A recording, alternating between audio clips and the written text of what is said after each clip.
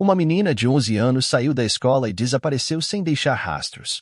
Por anos, este caso tem sido um dos mais confusos e assustadores na Califórnia, com reviravoltas inesperadas e fatos estranhos. Levou 45 anos para finalmente descobrir a verdade, mas a história não terminou aí. Neste vídeo, vamos contar o que aconteceu com Linda O'Keefe e por que essa investigação chamou a atenção de milhões de pessoas ao redor do mundo. Linda O'Keefe nasceu em 24 de maio de 1962 em Newport Beach, Califórnia, Estados Unidos. Ela cresceu em uma família grande e unida. Seu pai era um mecânico e sua mãe era costureira. Linda tinha duas irmãs, uma mais velha e uma mais nova. Linda gostava de desenhar, tocava piano e amava muito a natureza e os animais. Nos dias quentes de verão, ela não perdia a oportunidade de ir à praia, que ficava a apenas 800 metros de sua casa. A menina também era escoteira e frequentava a escola de verão. Em julho de 1973, quando Linda tinha 11 anos, ela ia lá quase todos os dias. Normalmente, ela ia de bicicleta para a escola, mas na manhã de 6 de julho, uma professora de piano que morava a algumas casas de distância da família O'Keefe concordou em levá-la depois da aula. Por volta das 13h30, Linda usou o telefone da escola para ligar para sua mãe. Ela pediu para ser buscada porque estava sem sua bicicleta naquele dia, mas a mulher estava trabalhando em casa naquele momento e não queria ser distraída. Então ela disse para sua filha ir a pé. Embora fosse apenas um pouco mais de 2 quilômetros da escola para casa, Linda não queria andar. Depois de falar com sua mãe, ela até chorou, e a secretária da escola pensou em levá-la para casa, mas a mulher precisava ir para o outro lado, então desistiu da ideia. Linda saiu da escola, sentou do lado de fora do prédio por um tempo e seguiu para casa. Seu caminho não deveria levar mais do que meia hora, mas a menina estava claramente atrasada. No início, sua mãe não pensou muito nisso. Ela achava que Linda tinha encontrado suas amigas e saído para passear, mas a cada hora que passava, ela ficava mais preocupada. Às 18 horas, sua mãe decidiu ligar para todas as pessoas que conhecia e cujos filhos moravam por perto e poderiam ter saído com sua filha, mas nenhuma delas tinha visto Linda naquele dia. Quando seu pai voltou do trabalho, a família decidiu procurá-la. Eles dirigiram por todo o bairro, incluindo o caminho que Linda deveria fazer de volta da escola. Nesse ponto, os pais assumiram que a menina tinha ficado ressentida com a mãe por se recusar a buscá-la e estava deliberadamente evitando voltar para casa. Mas quando ainda não conseguiram encontrá-la e começou a escurecer lá fora, eles decidiram ir para a polícia. Os policiais registraram um relatório de criança desaparecida e começaram a busca. Enquanto isso, seu pai e irmã mais velha saíram novamente para procurar pelo bairro em 2 carros, enquanto sua mãe ficou em casa ligando para dezenas de pessoas que, pelo menos com a menor chance, poderiam ver Linda. A busca continuou durante toda a noite. A polícia procurou pelas ruas e parques usando cães farejadores e helicópteros, mas foi inútil. Pela manhã, o departamento de polícia enviou mais policiais para se juntarem à busca, e os jornais locais já estavam relatando a operação massiva envolvendo o desaparecimento da menina de 11 anos. Por volta das 10h30, um ciclista, seu amigo e filho estavam passeando por um parque que ficava a 9 quilômetros da casa de Linda. Eles foram lá para observar a fauna local, o círculo botânico. Pai e filho desceram e seguiram em direção às valas para ver sapos, mas algo mais os esperava lá. Notando algo claro na grama, o homem se aproximou e viu lá um corpo humano parcialmente coberto por água. No jornal da manhã, ele tinha lido sobre o desaparecimento de uma menina que tinha sido procurada durante toda a noite pela polícia, então ele imediatamente pensou que o corpo pertencia a ela. Nos próximos minutos, o homem e seus amigos saíram correndo do parque, entraram em seus carros e se apressaram para encontrar o orelhão mais próximo para relatar sua descoberta. No caminho, encontraram um policial que havia participado da busca por Linda. Ao ouvir a história deles, o policial a relatou e seguiu em direção ao local. Os investigadores perceberam imediatamente que a falecida era Linda O'Keefe. Ela estava vestindo as mesmas roupas que a menina usava para ir para a escola, e sua mochila estava ao lado dela. Isso, assim como o vestido usado pela menina, havia sido feito por sua mãe. No entanto, ela não estava usando sapatos, e eles nunca foram encontrados perto do corpo. Os detetives procederam a examinar a cena do crime. Eles encontraram marcas de pneus no chão perto do local onde o corpo foi encontrado, mas nenhuma outra pista. Os legistas determinaram que o estrangulamento foi a causa da morte. Eles determinaram que a morte ocorreu entre 11 horas da noite e 2 horas da madrugada. Os investigadores entenderam que Linda provavelmente havia sido sequestrada logo depois de sair da escola, o que significava que o perpetrador a havia mantido em algum lugar por cerca de 12 horas. A vítima também foi forçada a fazer atos sexuais e especialistas encontraram vestígios de DNA em seu corpo. Os dados foram encaminhados ao laboratório para guarda segura, já que a análise de DNA ainda não havia sido realizada naquela época. Sem pistas sólidas em mãos, o detetive começou a procurar por testemunhas. Eles entrevistaram todos os amigos de Linda, funcionários da escola e moradores das ruas por onde a garota deveria passar a caminho de casa. Logo, isso deu resultados. No caminho de volta para a casa da escola, a menina foi vista por sua amiga, que notou algo estranho. Linda estava andando pela estrada e, em certo ponto, uma van turquesa se aproximou dela, diminuiu a velocidade e continuou a dirigir ao lado da menina, mas sua amiga não viu mais eventos, pois Linda e a van desapareceram de seu campo de visão. Quase imediatamente, a polícia conseguiu encontrar mais duas testemunhas. Uma garota de 19 anos e sua mãe estavam dirigindo um carro a cerca de 90 metros da escola de Linda e em um certo momento, elas notaram a garota conversando com o motorista da van turquesa, que havia parado ao lado dela. Era por volta das 13h15. As testemunhas moravam perto da família OKF e as conheciam bem, então ficaram muito surpresas ao ver Linda conversando com um adulto na rua e decidiram observar o que estava acontecendo. A porta do passageiro da van estava aberta e Linda estava em pé bem na frente dela, aparentemente conversando com o motorista, e em algum momento a garota entrou no carro. Logo depois, a van partiu, e as testemunhas decidiram não dar muita atenção, pensando que Linda tinha sido pega por um parente ou conhecido, pois estavam certas de que a garota não entraria em um carro com um estranho. Depois de interrogar a garota e sua mãe, os investigadores obtiveram uma descrição aproximada do motorista. Ele era um homem branco entre 24 e 30 anos, com cabelos loiros cacheados e rosto alongado. Infelizmente, as mulheres não conseguiram lembrar o número da placa do carro ou até mesmo a marca do carro. Apesar disso, a história das duas mulheres foi a única pista sólida no caso, então os investigadores emitiram um alerta sobre o suspeito e seu carro com base nas palavras dessas testemunhas. Eles foram enviados por toda a Califórnia, mas foi inútil. O detetive conversou com as mulheres algumas vezes mais, esperando que pudessem lembrar de alguns detalhes adicionais. Em um ponto, elas até foram oferecidas uma sessão de hipnose, e concordaram. Isso funcionou apenas parcialmente. As testemunhas lembraram alguns fatos adicionais sobre o carro do suspeito, mas todos foram insignificantes demais para ajudar a encontrar o assassino. Logo, a polícia conseguiu encontrar outra testemunha. Uma mulher que morava perto onde o corpo de Linda foi encontrado ouviu uma mulher gritando por volta das 22h30. Ela pensou ter ouvido alguém gritar "pare de me machucar", mas aquela voz cessou rapidamente. Dado que a garota morreu por volta do mesmo horário, a testemunha poderia ter ouvido Linda. Os detetives então receberam uma dica interessante. Na manhã em que o corpo de Linda foi descoberto, um artista estava pintando um quadro naquele parque. Ao notar dezenas de carros de polícia, ele começou a observar o que estava acontecendo e percebeu algo que o surpreendeu. Além da polícia, havia um jovem no parque, observando dos arbustos. Ele estava bem perto dele, então o artista decidiu perguntar o que estava acontecendo.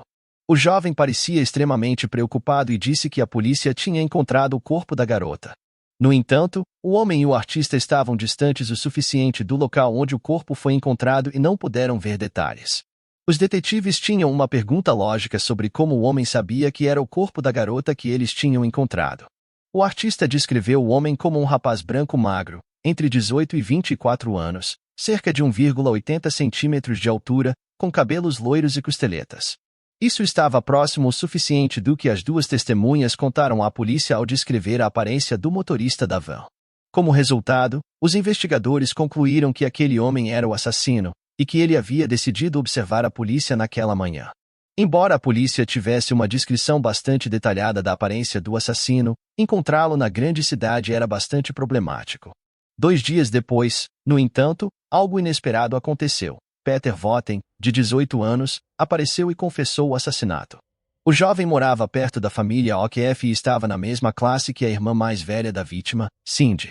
A notícia se espalhou instantaneamente pela cidade, chocando os moradores. Os policiais, que não esperavam tais eventos alternativos, questionaram o rapaz por 7 horas e também revistaram a casa de seus pais, onde ele morava. Depois disso, ele foi formalmente acusado de assassinato. 3 dias depois, outra reviravolta inesperada aguardava a todos. Os investigadores anunciaram que Peter havia sido inocentado de todas as acusações e liberado. Segundo eles, havia muitas imprecisões na confissão do jovem, e as únicas coincidências em sua história se cruzavam com informações que apareciam nos jornais. Caso contrário, ele deu depoimento falso aos investigadores conscientemente, o que contradizia as evidências reais. Por fim, as duas testemunhas que viram Linda com o motorista da van afirmaram com absoluta certeza que não era Peter. Ambas conheciam o jovem porque moravam perto dele, então as mulheres o reconheceram imediatamente. Como resultado, a polícia concluiu que o jovem estava apenas tentando chamar a atenção confessando o crime de outra pessoa. Talvez o rapaz tivesse algum tipo de problema mental, mas ele não tinha nada a ver com o assassinato. Depois disso, os detetives não tinham mais uma única pista sólida. Continuaram procurando pela van e seu motorista, vasculhando toda a cidade. Até os colegas de Linda participaram da busca, apesar dos protestos da polícia. As crianças pedalavam suas bicicletas pelas ruas tentando encontrar aquela mesma van turquesa, mas tudo isso não deu resultados. No primeiro mês da investigação, a polícia interrogou 175 pessoas, vasculhou cada milímetro do caminho da escola para casa e pediu ajuda ao público. Algumas semanas depois, decidiram divulgar um esboço aproximado do motorista da van, mas isso também não deu resultados. Inicialmente, os detetives relutaram em fazer isso porque temiam que o homem pudesse fugir da cidade, mas todos os dias precisavam usar mais e mais ferramentas para resolver o caso. 2 meses depois, a polícia teve uma nova pista. Outra garota tinha sido forçada a fazer atos sexuais no mesmo bairro. Um homem não identificado a arrastou para sua van, levou-a para um lugar deserto e, depois do que fez, a deixou ir. Os investigadores especularam imediatamente que o assassino de Linda poderia estar por trás do crime, mas havia inconsistências. O agressor dirigia uma van branca, e a descrição de sua aparência não correspondia aos dados fornecidos pelas testemunhas no caso de Linda. Logo, os detetives conseguiram uma pista sobre o suspeito. Era um caminhoneiro de 32 anos, e sua culpa foi comprovada. As testemunhas disseram que ele não se parecia em nada com o homem com quem Linda estava falando, e os investigadores concluíram que esse homem não tinha nada a ver com o assassinato dela. Desde então, nenhuma evidência significativa surgiu no caso, embora os detetives continuem trabalhando nele ao longo dos anos seguintes. Em 2001, 28 anos após o assassinato, a polícia enviou amostras de DNA do corpo de Linda para um laboratório para que pudessem extrair um perfil do DNA do assassino. Eles conseguiram, mas o homem não estava no banco de dados do FBI. Isso indicava que o assassino não tinha sido processado em outros casos criminais, ou isso foi antes do tempo em que começaram a coletar DNA de criminosos. Alguns anos depois, os especialistas tentaram encontrar seus parentes naquele banco de dados, mas falharam novamente. No entanto, naquela época, era quase impossível fazer algo assim, pois as ferramentas de análise de DNA estavam longe do que temos hoje. Houve um avanço nesse campo da genética forense por volta de meados de 2010, e a polícia tinha uma nova capacidade de encontrar suspeitos. Os investigadores no caso de Linda não ficaram de fora, e em 2018, eles recorreram a um laboratório particular chamado Parabon. Os detetives receberam deles um retrato de um homem com base no DNA do assassino de Linda. Essa tecnologia inovadora chamada fenotipagem de DNA permite conhecer diferentes características da aparência de uma pessoa com apenas uma amostra de seu DNA. Os especialistas compilaram 2 retratos de uma vez, mostrando como o agressor poderia parecer aos 20 e aos 60 anos. Surpreendentemente, esse retrato estava muito próximo dos relatos das testemunhas que viram o suspeito vivo há 45 anos. Geralmente, em casos como este, a polícia publica retratos na mídia para chamar a atenção do público e alcançar aqueles que podem ter conhecido o homem, mas os investigadores no caso de Linda fizeram algo que ninguém havia tentado antes deles. Em 6 de julho de 2018, exatamente 45 anos após o assassinato, eles postaram uma série de mensagens no Twitter em nome da própria vítima. A série de 68 mensagens descrevia o último dia da vida de Linda. Os detetives apresentaram essa informação como se ela mesma estivesse contando ao mundo o que aconteceu com ela em 6 de julho de 1973. A narrativa começou de manhã, com Linda recontando seu dia na escola. O ressentimento dela e de sua mãe por não pegá-la de carro e a jornada da garota para casa a pé, todos os fatos dessas mensagens foram cuidadosamente selecionados pelos detetives para pintar o quadro mais preciso possível do dia. A série de tweets termina com o fato de que a busca pelo seu assassino até agora foi inútil, momento em que a polícia publicou um retrato do perpetrador em nome da garota. Agora, 45 anos depois, posso falar novamente e há algo importante que tenho que te contar. Há uma nova pista no meu caso, um rosto obtido graças ao DNA do assassino que ele deixou para trás. Essa tecnologia não existia em 1973, mas agora pode mudar tudo. Essa abordagem instantaneamente trouxe o caso de Linda à atenção de um enorme número de pessoas ao redor do mundo. Policiais haviam compartilhado informações sobre casos antigos não resolvidos nas redes sociais antes, mas uma narrativa da própria vítima era algo novo. O retrato do próprio assassino era inútil. Só poderia ajudar a resolver o caso se alguém reconhecesse a pessoa e contasse à polícia, então os investigadores precisavam chamar o máximo de atenção para essas imagens quanto possível, e eles fizeram um ótimo trabalho. No total, mais de 7 milhões de pessoas viram a série de tweets. A polícia recebeu muitas dicas e possíveis identidades do perpetrador depois, e os detetives passaram vários meses verificando-as, mas nunca conseguiram encontrar um suspeito adequado. Apesar disso, eles não desistiriam, especialmente depois que milhões de pessoas se interessaram pelo caso de Linda. Os investigadores novamente recorreram à Parabon, e desta vez pediram a eles para tentar encontrar parentes do assassino através do seu DNA. Algo semelhante que cientistas forenses já haviam tentado fazer no início dos anos 2000, mas naquela época as ferramentas necessárias simplesmente não existiam. Quase 20 anos depois, a situação mudou. Os especialistas da Parabon estavam encontrando com sucesso pessoas relacionadas ao dono do DNA, e com essa informação, os investigadores poderiam encontrar o perpetrador. O trabalho para encontrar o assassino de Linda começou em agosto de 2018 e levou quase 6 meses para obter os primeiros resultados. Usando bancos de dados de DNA privados, eles conseguiram encontrar o terceiro primo do assassino. Para os detetives, isso significava efetivamente que estavam a um passo de resolver o caso. Tudo o que tinham que fazer era pesquisar a árvore genealógica do homem e encontrar um suspeito. Mas os especialistas da Parabon continuaram a cavar mais fundo, e logo tiveram uma descoberta inesperada. Eles encontraram o próprio DNA do assassino em um dos bancos de dados privados. Ele tinha voluntariamente enviado sua amostra para um banco de dados que permite buscar parentes perdidos ou distantes. 45 anos depois, a polícia finalmente tinha o nome do assassino, James Alan Neal. O homem tinha 72 anos na época, vivia em outro estado, e em janeiro de 2019, os detetives foram até ele. Antes de poderem prender o suspeito, precisavam obter uma amostra de seu DNA, pois um banco de dados privado não teria o peso que o tribunal precisava. Em 29 de janeiro, a polícia montou vigilância na casa de Neal e combinou com o serviço de lixo para entregar-lhes qualquer coisa que o suspeito jogasse fora.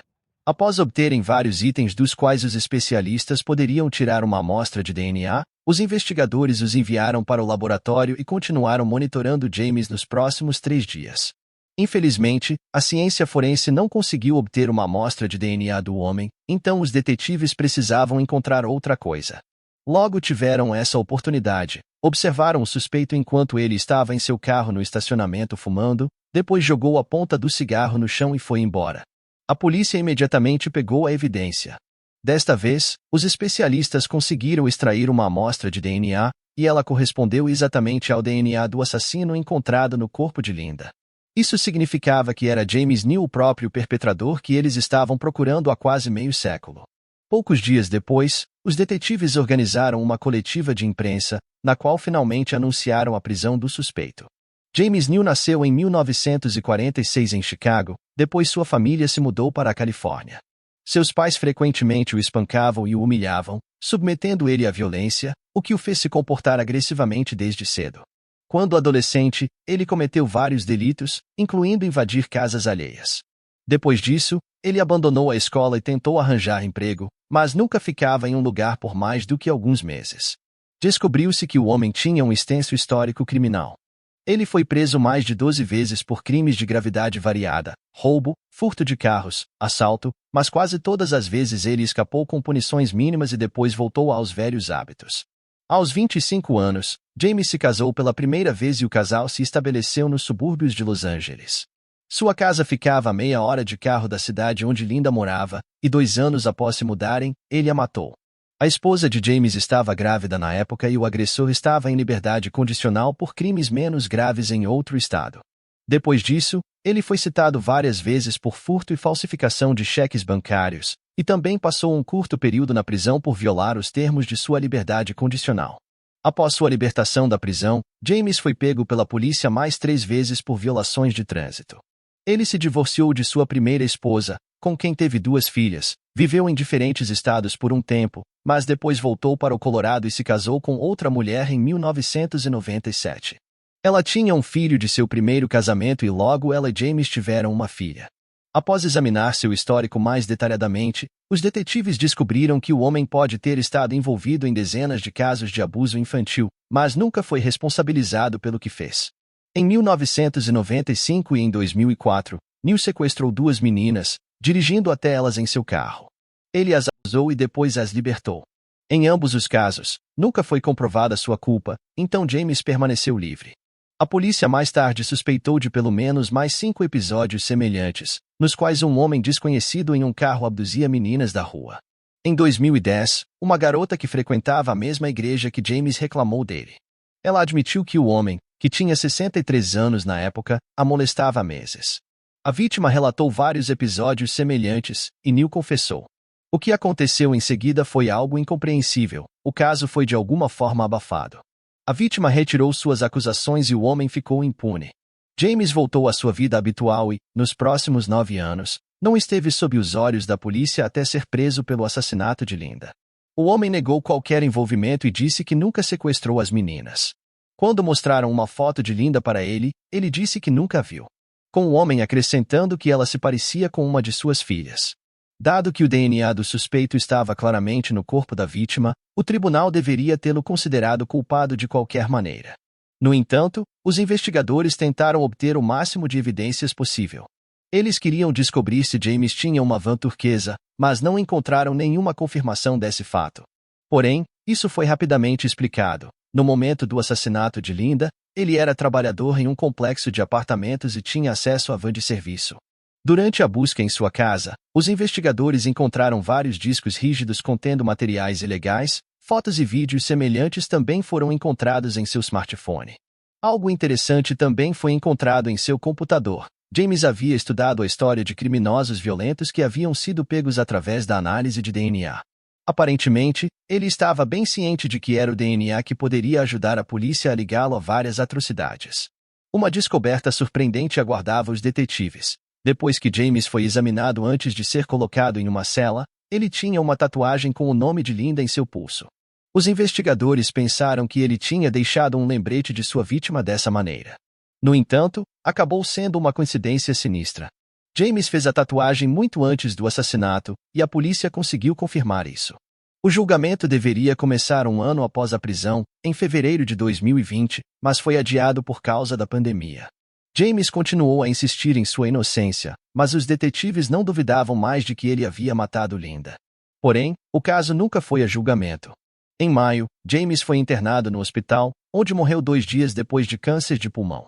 Ele não sabia de sua doença antes de sua prisão, e quando foi descoberta, era tarde demais para iniciar o tratamento. Assim, o caso de meio século finalmente foi encerrado. Os detetives ainda acreditam que James pode ter tido muitas outras vítimas, e pretendem continuar investigando nessa direção. Os pais de Linda faleceram muito antes de a polícia encontrar o perpetrador. Sua mãe se culpava pelo que aconteceu durante toda a sua vida, pois se recusou a buscar a garota na escola. As irmãs de Linda agradeceram aos investigadores por não desistirem do caso e chegarem ao fundo dele. O único arrependimento delas era que seus pais não estivessem vivos para ver o fim do caso.